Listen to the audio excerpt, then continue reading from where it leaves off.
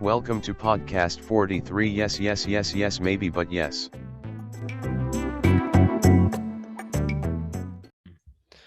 Hello, welcome back to another episode of podcast 43. Yeah, I'm joined here with my co-host Fulton Collins. Oh my God, you almost called me your guest. Yeah, sorry. Tisk, tisk, tisk, tisk, tisk, tisk. I got. Oh man, I'm just. It's been a long day. It's been a long day. We're a few days late on this episode. Apologies. Crazy long weekend stuff. It's the first week back at college. I mean, I guess it's the second week back, but coming off the heels of the first week, we're still kind of getting adjusted to everything. It was the snow. That was why. Yeah. I was gonna say we got snowed in and had a bunch of stuff that we had to kind of get accustomed to, but we're working on a different plan to get back to like a regular schedule. So we're sorry about the inconsistencies with it, but just kind of bear with us. Because we're college students at the same time. But it's like it's like what Justin Bieber said. Is it too late now to say sorry? Yeah. That's what very we're true. Our very true. Bold of you to bring up Justin Bieber when we have a feud with another musical band, but it's been a while since I've referenced that old bit. I mean, there is a reason why we avoided the 2021 Cinderella film because we didn't want to give Camila Cabello any type of press because of our feud with Fifth Harmony. Yeah. For old listeners, we've switched who our new feud is with, and so it'll stay that way until we decide to impromptu to change it. But I guess we should get down and dirty on this podcast like we normally do. Down and dirty, you say? No pun intended, surprisingly at first, but now I realize what kind of box I've found myself in. So this week we decided to cover Bob Saget and Norm Macdonald's Dirty Work from 1998, which sees Norm Macdonald and Artie Lang as two. It's a buddy film about them, but they know that what they're best at is getting revenge at people, so they decide to start that as a business. And so, Chris, you've seen this film. You saw this film like a good bit before me, but it came off of a high recommendation of you. Oh yeah. And with Bob Saget passing, and Norm Macdonald passing not too long ago, I figured now was probably a good time to kind of take a look at this work. And so, what were your first impressions of Dirty Work? Well, I really like this movie a lot because it's just I mean, like you just have like a really great cast of characters that Norm Macdonald as a writer and Bob Saget as a director are able to utilize quite well, such as Chevy Chase as this doctor that like the whole plot of the movie is that like Norm Macdonald's character needs to raise $50,000. So then Artie Lang's character's dad can get a new heart because Chevy Chase owes some loan sharks money. And I think Chevy Chase is utilized quite well in this movie. But then also you have like people like Don Rickles, who shows up in a very great scene as a movie theater manager, and he does Don Rickles yelling routine. Then you have Shooter McGavin himself, Christopher McDonald, as the villain because that's what he does best. I don't know, it just also kind of plays with that archetypal 90s comedy of like, this guy's a loser and he can't get a job Um, but he's so lovable, and we can't be too mad at him. And then like his girlfriend breaks up with him, of course, and Mhm. they have to raise X amount of money, and it's like they're racing against the clock, and like they're so close to getting it, but then something happens where it's like a fake out. Uh, but it's all done in such a tongue-in-cheek way because it's Norm doing all this stuff. It's not anybody else. So like you know that there's like a layer of irony to everything that's going on in the plot, if that makes sense. Yeah, no. No, I completely agree. And I'm not as familiar with Norm Macdonald's work, but I have always liked the clips and stuff that I've seen of his work. Um, but I did want to bring up something about the Don Rickles scene. Now, I want to say it's one whole shot that shows him. Um, so basically, Norm Macdonald and Artie Lang are working at the theater that Don Rickles owns and operates, and so basically they mess up the theater experience, and then a crowd flocks out of the theater and like runs over Don Rickles. And I was just curious to know because it looks like it's him. And I'm surprised at his age during it that he would just let people stomp on his like belly. Because there are like a few people that walk over him. And for some reason that just really caught me off guard that he would like just be down to be walked over, because he has a bigger belly, he's a bigger guy. um I don't know why I got fixated on that, but That's the reason why Don was one of the greats. he always knew how to take a bit. That's right. You know. Um, yeah, but even the way that the movie just kind of like, well, I also find something that's really weird. I don't want to get too ahead of myself, but Mhm. I also find a funny part about the movie is like, did you notice that everybody's shirts are really long? Like, Oh, everyone except Artie Lang's. Artie yeah, Lang seemed to be really tight, if I remember. So if I'm like remembering correctly. But it's mainly Norm Macdonald. He's got fucking a shirt that goes down to like an inch above his knee. And then he's got another, normally like a plaid short sleeve button up shirt that is just slightly smaller, or I should say shorter than that one, but it's still extremely big. And now I can't really pinpoint if that was like a comedic joke or if that was just like the style of the times. Cause I know that was, I think it was the you style. I think it was know, just a style thing, but yeah. But it even seems exaggerated. it's so jarring. Yeah, like Yeah. I just can't. I haven't seen any like 90s comedy like it. Maybe I just haven't been paying attention, but Mhm. it's it's just really funny to me. Unfortunately, they don't play the Steely Dan song of the same name. Was kind of expecting Damn. something in the credits, maybe. Mhm. But Unfortunately, we are but yeah. treated with outtakes, Oh a yes, of gag course. reel. Of course. We love a good gag reel. Love a good Mhm. gag reel. Also, the score is just it's like a 5 second loop of it just sounds it's this very like redundant, like kind of generic beat that they came Mhm. up with, like just kind of it's an earworm in like the worst way possible, but it just kind of loops throughout the whole movie.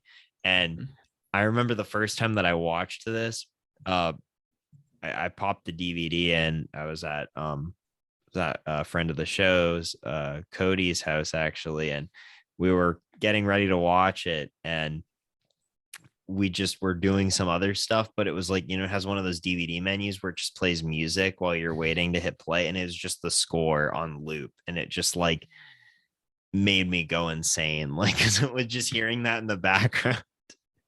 But that really is how the movie operates, as Mhm. well. And it's even played at the end, where the ending like also kind of ties into my thesis of like this just being a mockery of uh these types of 90s comedies, like the way that Freddy Got Fingered is and stuff, where he's just like, Oh, that would okay, have been that would have been a good double feature oh yeah, no, if we had programmed that and Freddy Got Fingered as well. But I don't know. Freddy Got Fingered could easily have its own episode at the same time. oh, I could talk about Freddy Got Fingered for endless amount of time, Fulton. You know how, You know how you it's one feel. of my favorites, but Mhm. like no, but the way that Norm narrates the movie, and then the way that he just kind of ends the film, he's like, well, that's the end of that. Just goes to the credits. I just think it shows this like complete like he's just so like uninterested. Mhm. I just think it's a really funny ending, and I think it shows like kind of like what he's writing as far as like what he's going for. Yeah. I would definitely say he's extremely committed to the bit. I think that he's not necessarily a great actor, and I think some of those moments when the bit kind of needs him to come off a certain way, it's kind of difficult for him because he's still like he has like that same kind of sarcastic tone that he is known for. And I'm thinking of one, scene in particular, which is the jail scene. And he just has like this, he's like trying to project his voice, but no matter what, he still just has like the same tone to it. And this is after, he's raped off screen while at jail. And he's like, that was really, really not nice what you guys did. And it's just he has the same exact tone as you know. So I just find it funny. And I don't think that the character gets pushed too far to where, he struggles with it. But I do find it interesting how he's kind of always at like this uh almost midpoint. It's yeah, I think an unfortunate truth about the film that hinders it for me is that it is Mhm. actually it was originally supposed to be an R-rated film, and they had to cut it Surprising. heavily by the studio. So while it has never been released, this footage does exist somewhere of this R-rated footage that I don't know. I wonder if we'll ever see it, but it Yeah. definitely Norm has spoken on this before about how they kind of had to kind of compromise their vision because of that, which is His unfortunate. I'm assuming he prefers the R-rated cut. Uh, yeah, I would. And Yeah, he prefers the R-rated cut, Mhm. and so yeah, we'll never know. I mean, now Bob Yeah. Saget's unfortunately passed away, and of course Norm Macdonald unfortunately passed away too. Mhm. So I don't really know if anyone else is gonna try to lobby to get this release, but I would say maybe Artie Lang, but I yeah, don't really think that not to speak on the man himself because I don't know him, but I don't think that he's necessarily like invested in it like that. We'll see. We'll see. yeah, maybe. I mean, it's also Chris Farley's last movie too. Oh, really? Wow.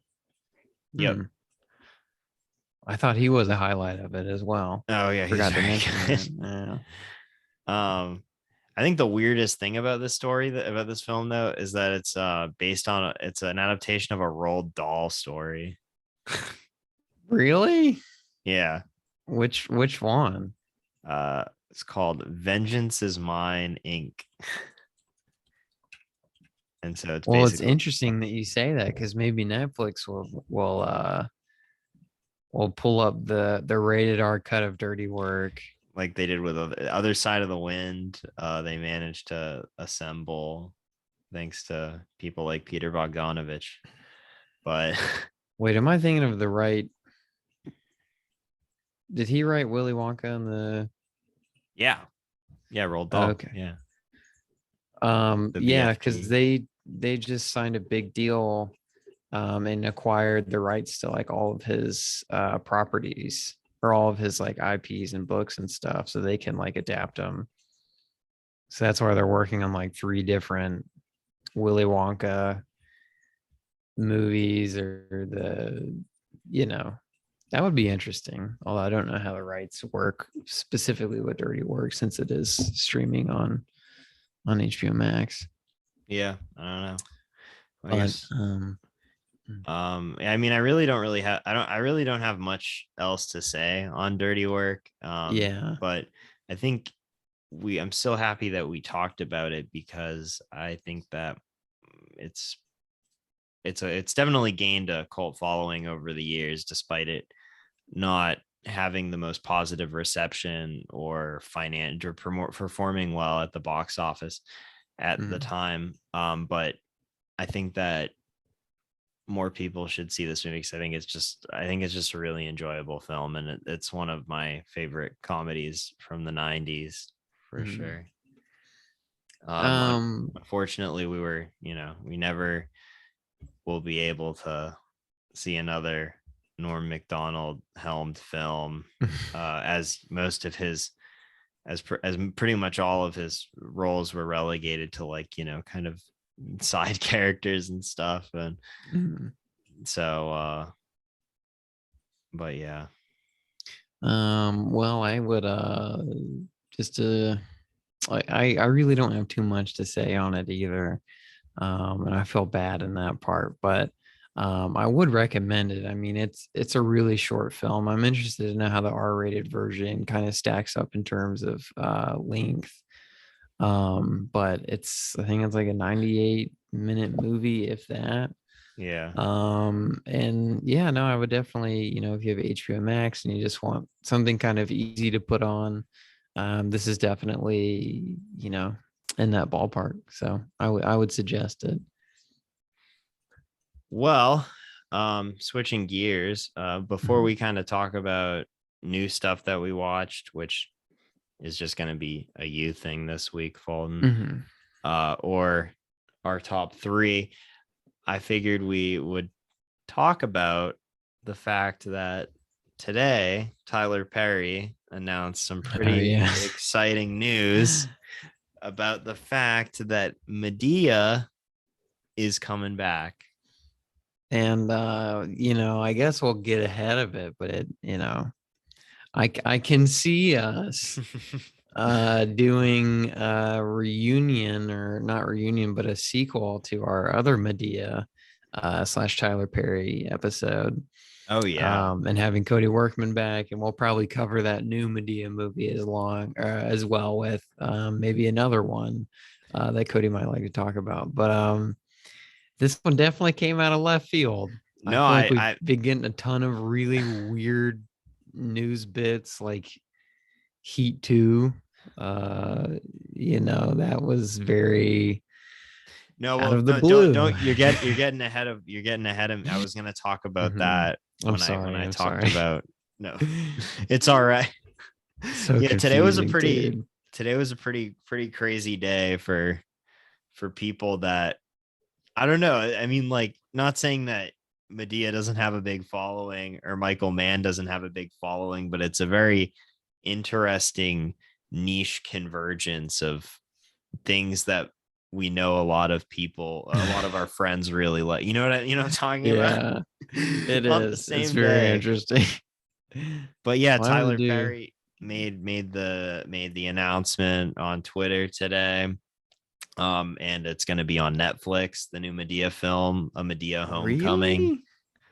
Yes, Wow. I believe so, Okay. because Tyler Perry has a deal with Netflix right now. I did not. I thought he had his own TV channel.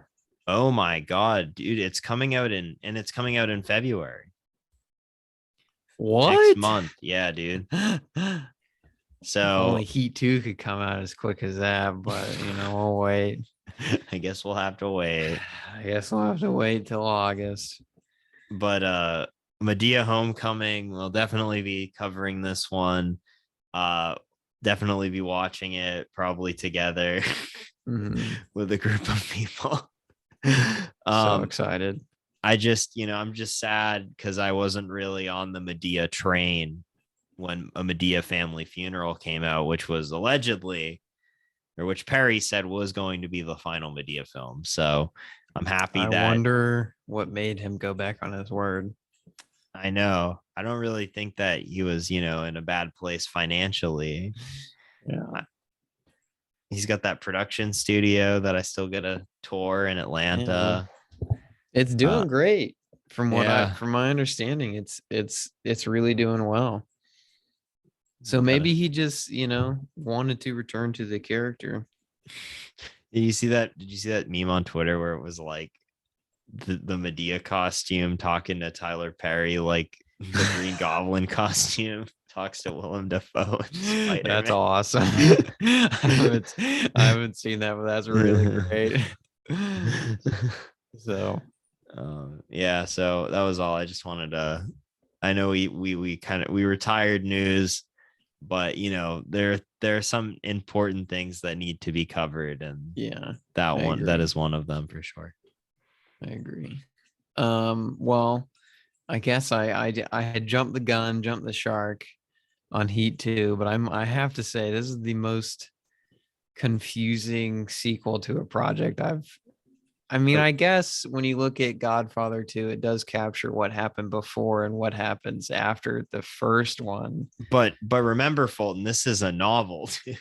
I know, but it's just such a weird medium to like do. And so I'm thinking, like, because there's two writers. So there's Michael Mann, and then there's uh a writer named Meg Gibson, Meg Meg, Gardner, Meg Gardner. Garden.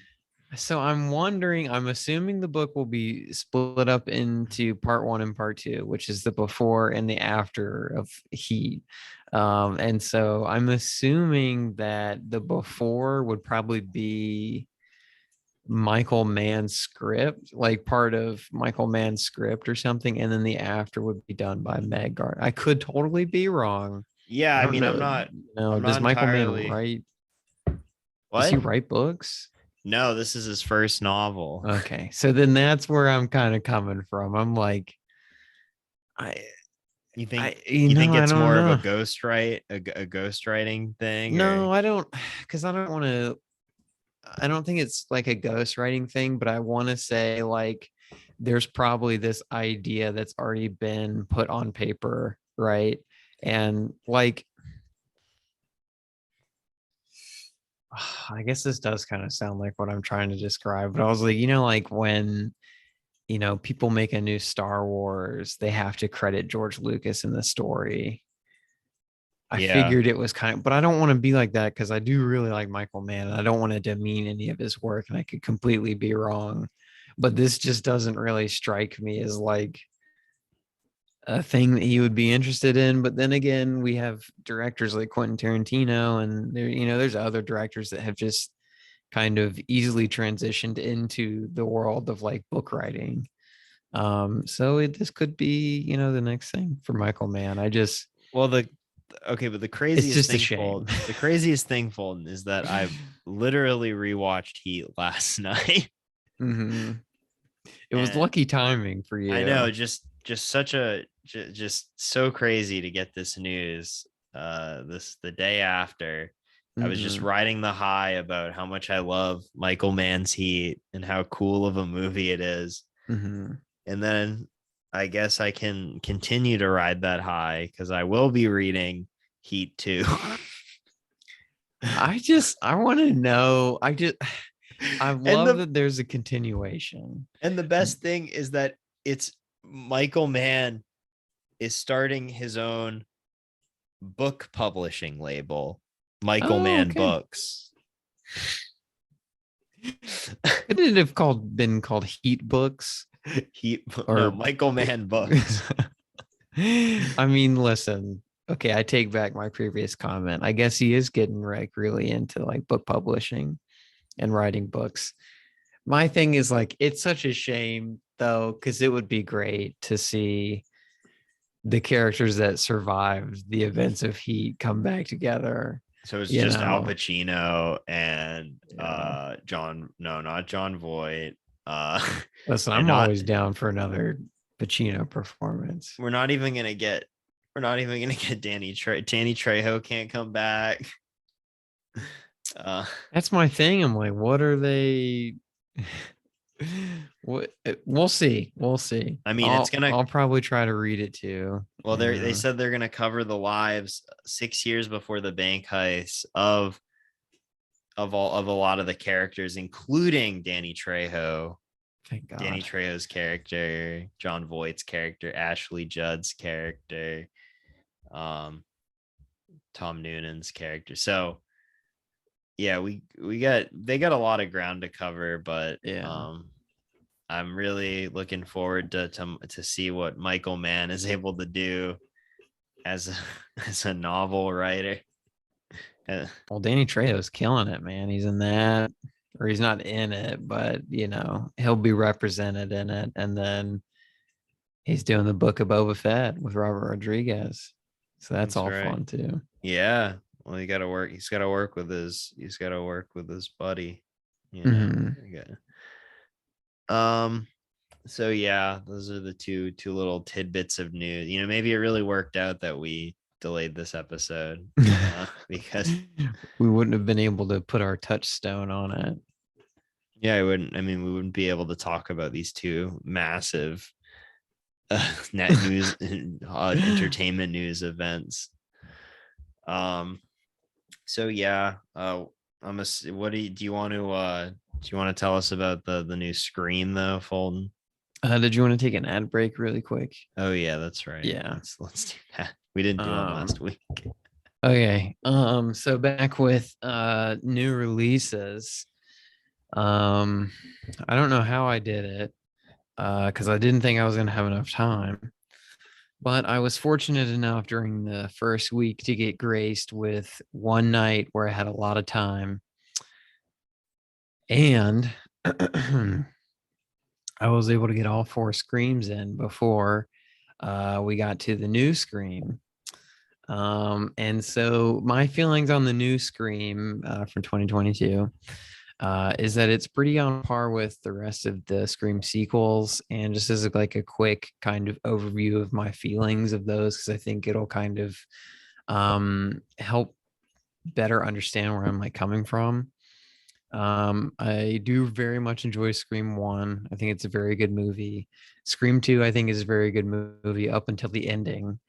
And then 3, 4, and the new one kind of all have the same they're essentially like the same movie, right? But the advantages that 3 and the new one have is that they, and as they should, they're kind of adopting the new kind of style of horror at that given time. So 4 was more brutal to kind of encapsulate the moving kind of nature of where horror cinema was in 2011. And then this film comes out 11 years later. And I think the closest thing I can kind of compare it to is that, I think it's taking a lot of cues from the Halloween reboot trilogy, whatever you want to call it. Which this film makes a very good example. They come up with a great definition called a requel, which is essentially a sequel, but it's a reboot. And so I think that's a term that's gonna, I'm gonna use it because it is a great term to kind of to identify certain things. And so this new Scream, it is more brutal. I think we're seeing some of the more like intense killings that we've seen in Scream yet. And I think the film is very entertaining. I don't think I liked it as much as some of the other people that I got a chance to see it with, because friend of the show, Alan Scott, Joseph Shen, and Nathan Alligood all went to go see it. Joseph and Nathan were very, very positive towards it. And I agree with them where I think it is, it's a perfectly fine and entertaining film. And it is playing with the kind of meta-ness that or I should say the meta nature that the rest of the Scream films have always had. And it's very much like in its element, I think. Uh, and to me, like I kind of I have like a splintering kind of opinion on where the Scream franchise should go if it wants to continue next. I don't really think there's a need for another Scream, to be quite honest, because they are kind of treading familiar ground. And like I said, with 3, 4, and this new one, they all are the same thing.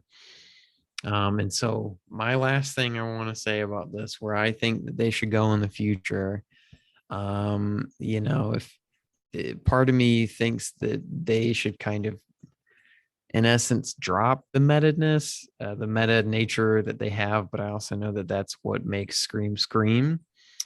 But I think like a found footage style, either a mockumentary or a serious found footage film would be kind of interesting for Scream to kind of adopt, and for them to kind of use that to play around with it, with about like, maybe, I don't know. I might work on this as a project because I do find it kind of interesting, about like, I don't know, someone filming that. And Scream 4 kind of taps into that idea, but I don't think it ever really truly encapsulates it. I just Mhm. I just feel like the first Scream toys with postmodernism and quite an it kind of has a postmodern structure in quite an inventive way. Especially coming from, Wes Craven being the director and him being a standard horror director who directed one of the biggest slasher or directed the first and sixth installments in one of the biggest slasher franchises, Nightmare on Elm Street. To take that and critique it by making Scream exist in a world where people enjoy these movies, and then and then knowing like all the tropes that come along with these films. But I just have such a problem with making sequels when it comes to something where you're criticizing, oh, look at all these dumb sequels, and like it just gets very tired to me. Well, I mean, I cannot recommend binging these films because they really do become the exact same film. I watched the second one. I watched Scream 2, and I don't even like Scream 2 that much. And that a lot of people say that's like the good one, like good sequel. Well, I think it's better because I don't want to say that it's better, but I think it's better over the other sequels because it is developing upon like pre-established like characters and relationships. But then 3, not necessarily with Nev Campbell's character, Sydney, but like these films, they, for some reason, and some people do like this aspect. I liked it until it became a regression. But there's the love story between Dewey and I don't know, I forget her name, but she's played by Courtney Cox.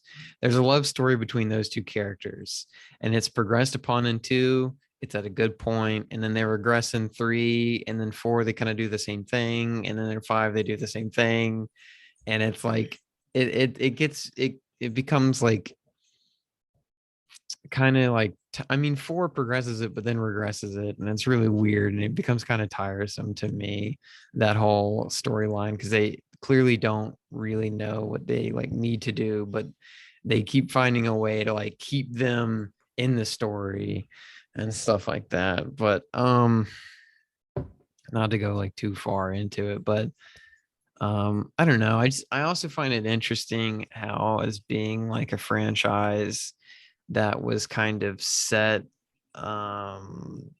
during, I know this is a very sensitive subject matter, but I do find, and I'm not the first to quote, say this, but, horror franchises are normally pretty indicative of like where a society is at that point in time. And I find it interesting that, the first Scream came out in 1996. Oh, well, I guess it didn't really. I was gonna say that it's weird that it's like a film franchise that is built around like being scared of your fellow students, and to be in this current climate that we're in, I don't think it ever really like taps into that. But now that I'm looking at it, Scream 3 came out in 2000, which was before the Columbine incident. And then Scream 4 came out in 2011, which I don't think it was really interested in like going beyond the pre-established like mold that Scream had already set up. But I don't know. I just have a lot of thoughts on it because I just watched the whole franchise, but that's my little spew for right now.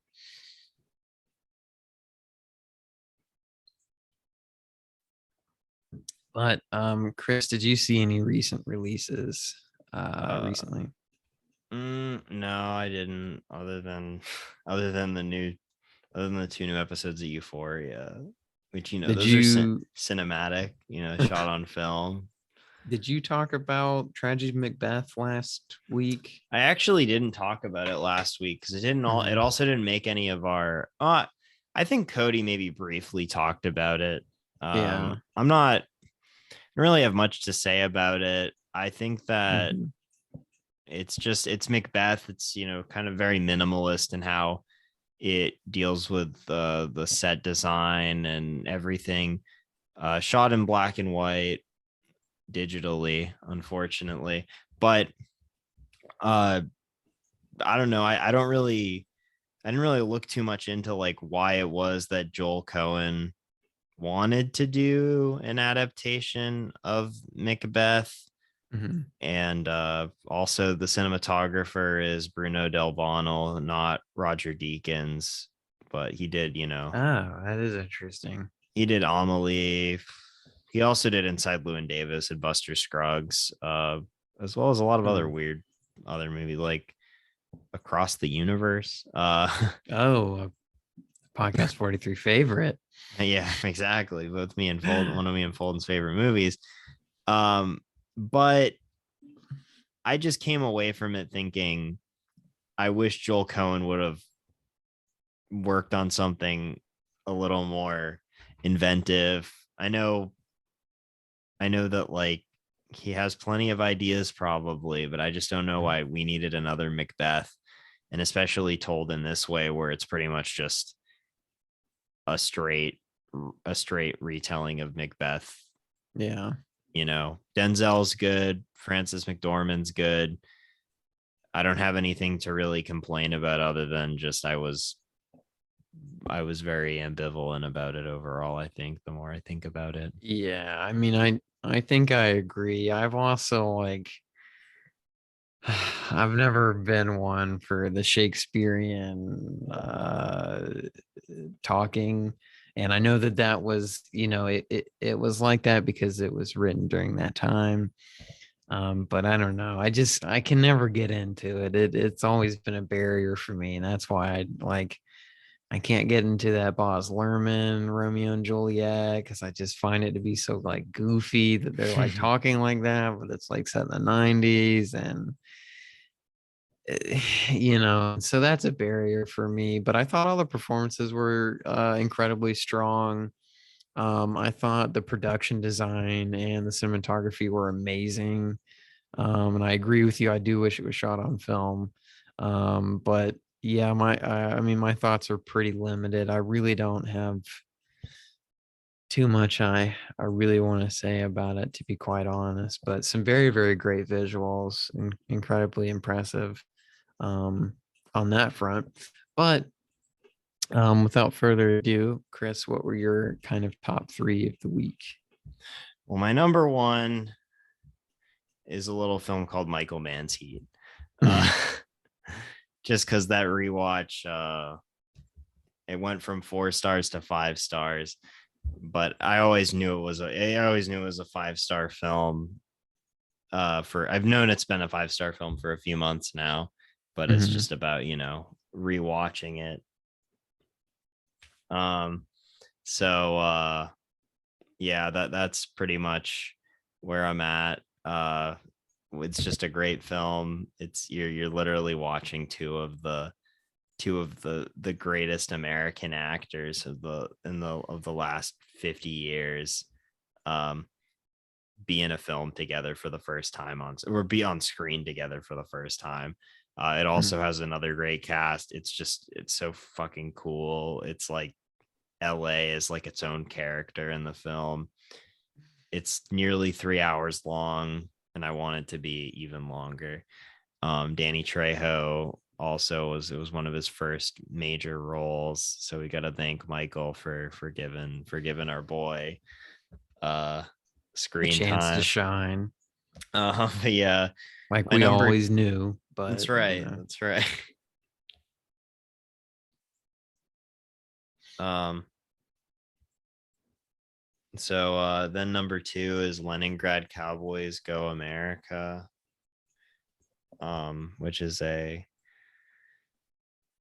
Finnish film about a fictional band called the Leningrad Cowboys. And they I don't know, it's just like this fictional band that this Finnish filmmaker Aki Kaurismäki created. And they have like really long pompadour hairstyles and like super long shoes, and they're like a rock and roll band from Siberia, and they come to America, and it's just like a road movie, and it's very funny. And they just travel and do just kind of comedic bits. It's on the Criterion channel. It was there's a sequel that I gotta watch called the Leningrad Cowboys Meet Moses. And then there's also a concert film because they actually ended up becoming kind of popular, their music. And it is good music. They do a lot of covers of other songs and stuff. They have to like learn about like what rock and roll is, and they start playing it. So my third film is Woody Allen's Interiors, which is a which is a film which is this film that he made after Annie Hall. He was kind of just given carte blanche to make whatever movie he wanted, and he ended up doing this film, which was a straight drama pretty much. And it's almost it's very, I mean, Bergman shows up in a lot of Allen's films because of Woody Allen's just deep admiration for Ingmar Bergman as a filmmaker. But this could be one of the most Bergman-esque this is probably the most Bergman-esque that I've seen. I know that September, which I still haven't gotten around to, is also very much a Bergman riff, but this is just kind of, about a family and their emotions bottling up and them like, arguing and stuff about things. So that's all fine and dandy and good. But basically, yeah, this is it's got Diane Keaton in it, and her two sisters are also dealing with their mom and their mother, and how she's kind of reeling still after their father left their mother, and she's just kind of going crazy, and it's just kind of them having to battle their emotions and all that. It's very weird because it's like sandwiched in between Annie Hall and Manhattan, which are like two of Woody Allen's probably most acclaimed films. And I feel like it kind of is ignored for that reason. And I think it's good, but it's definitely on the bottom tier of the like late 70s, early 80s, early to mid 80s Allen stuff. I tend to avoid his straight dramas as much as his like kind of lighter talky comedies, which is more of what I gravitate towards just because of my own personal preference. But when it comes to the dramatic stuff, I would say that, like, Crimes and Misdemeanors is by far the best that I've seen of that. It's probably my favorite of his that I've seen. Yeah, that's a fair opinion. Yeah. But yeah, so that's really all I have to say on Interiors. What about you? So kind of like looking through everything. I'll talk about a few that I watched like a little bit past ago, but I didn't get a chance to talk about. So number 3, and I just want to like put some thoughts on this because I don't think really anybody else is dying to know about it, but I just find it funny for the fact that it is what it is. But so we had a snow day, like we mentioned earlier, and I was like, are there any slashers set in the snow? And there's surprisingly not a lot of them. And so, but the one that I could find, or one that looked like the genre that I was trying to, that I was wanting to find, it was called this movie called Shredder, which is a DTV film that was the director's only output. It came out in 2001, and basically is the whole concept of it is there's this girl who has a rich father, and he's looking into buying this old ski resort, and they have not bought it yet. But so the daughter and her friends, along with her boyfriend and everything, they go and visit the ski resort. The ski resort closed down because there was this girl that got killed there, and they were never able to find the killers. But the whole kind of idea of it is that it was a ski resort.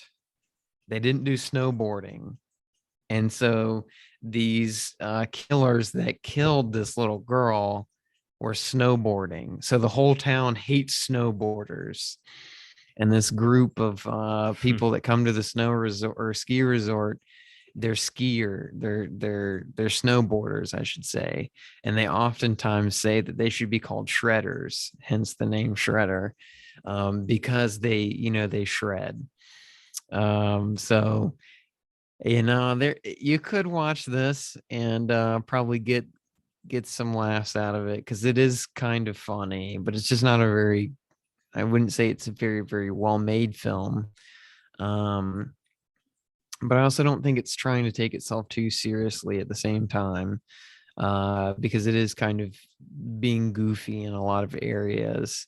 And there's just some really, really funny moments. Like there's this one death where this girl is hung on on one of the ski lift chairs, and so her body can just be seen dangling in the background of some of the shots. What? And so that's really funny. And in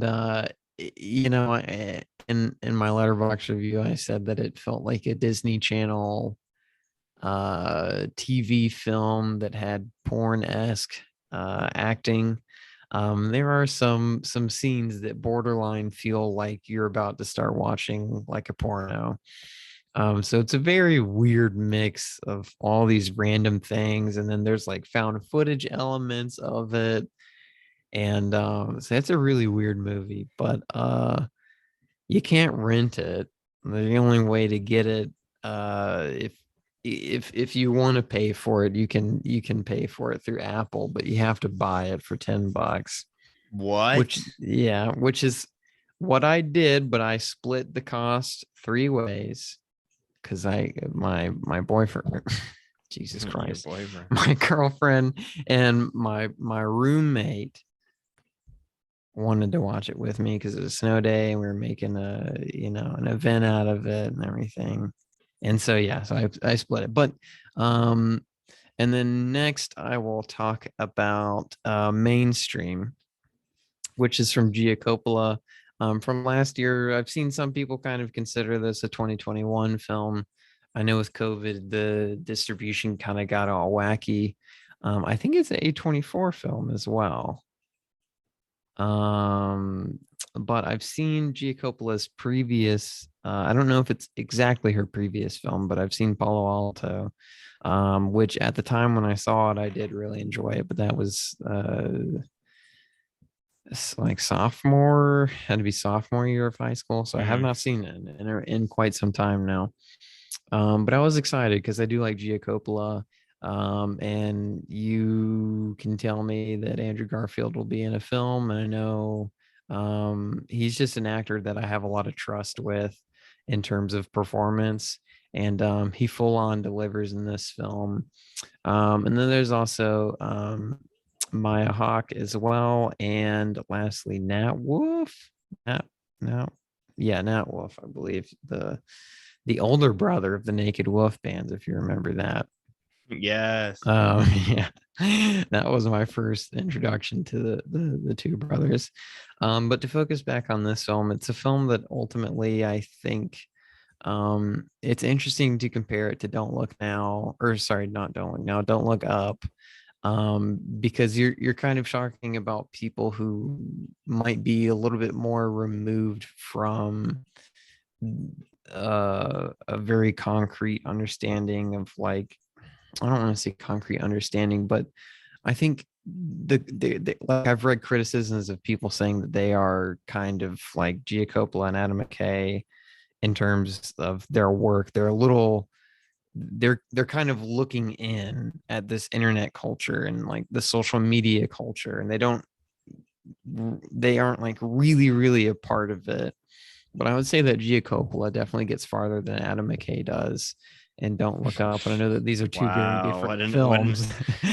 I feel like that's an insult to Gia. I feel like you're really underselling it. Well, I'm saying that she did a lot better of a job than No, I'm just saying that's Adam a low McKay. bar.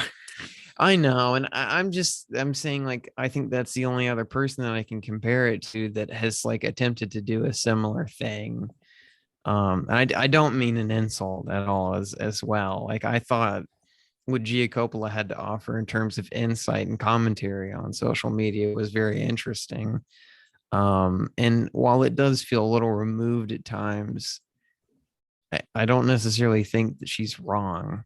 And also the way that she goes about saying it also doesn't make it annoying to hear the message being told as well. But I mean, ultimately my issue that lies with this film is that there's a lot of stylistic things that I don't really love. And I think the plot could have been ironed out a little bit more. I think it could have been fleshed out a little bit. But I think the biggest kind of compliment that I can give it is, and again, this kind of ties back to Andrew Garfield, and I think that she did a very good job of directing him and kind of guiding him through the performance as well. Because I mean, he's an insane character. Like, I would recommend watching the movie just to kind of see his character, because I do truly believe that if this person was real, if this internet kind of personality was real, it would become very popular. Like, it seems very authentic to our time and like the figures that we have. And there's a lot of cameos. There's Casey Frey, there's Jake Paul, there's Johnny Knoxville.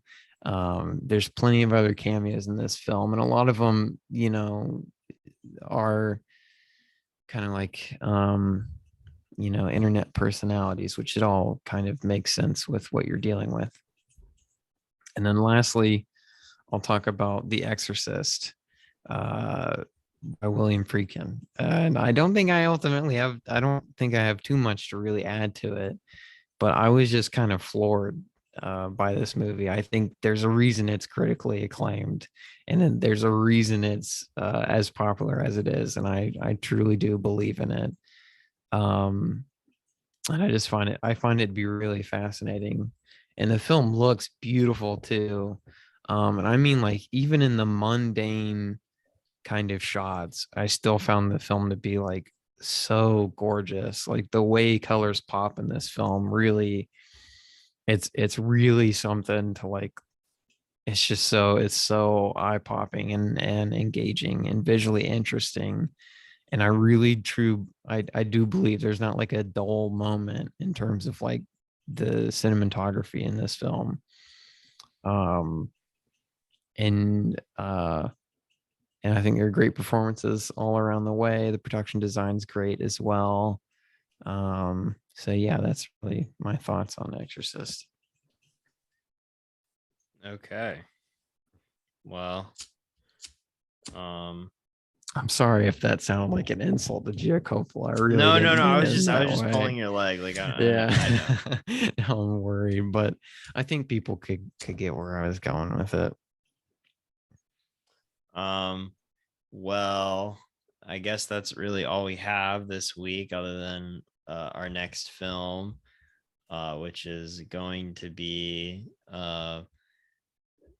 F.W. Murnau's 1927 film Sunrise, which is, I want to say this is the first time that we've done a silent film, right?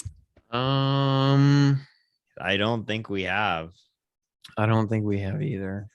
Yeah, I'm looking through the episodes now. I'm pretty sure we haven't. yeah, because the oldest film we've done was probably those two W.C. Fields films. I think No, wait, we no, it was Animal Crackers, the Marx Brothers film. I think we talked about doing a D.W. Griffith one, but we didn't do it. Yeah, well, yeah, I think we probably, yeah. I think I wanted to, because you bought me that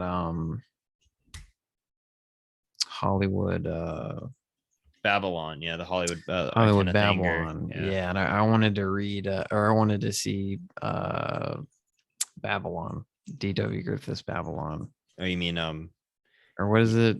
not Babylon, Intolerance. Intolerance. Thank you. I'm With thinking of the the Babylon sequence or segment or whatever.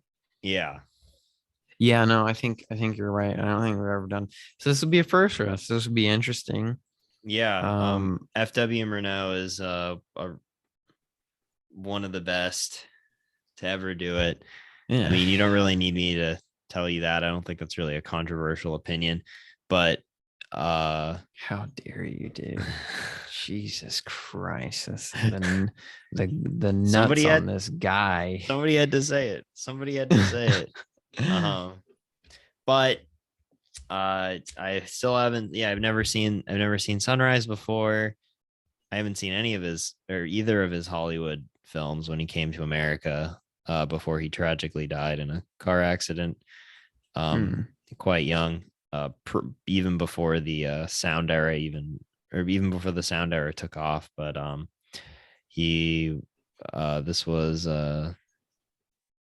yeah, this is a lot of people would say this is like, you know, one of the greatest films of ever. So will it stack up? Will it be as good as Scream 2022? I don't know. Or people I think it's doing well. I forgot to mention that it's taken the number one spot at the box office, finally knocking down Spider-Man No Way Home after this long.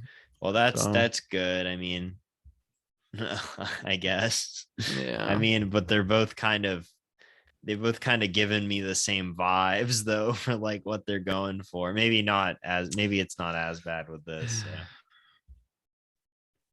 We shall see.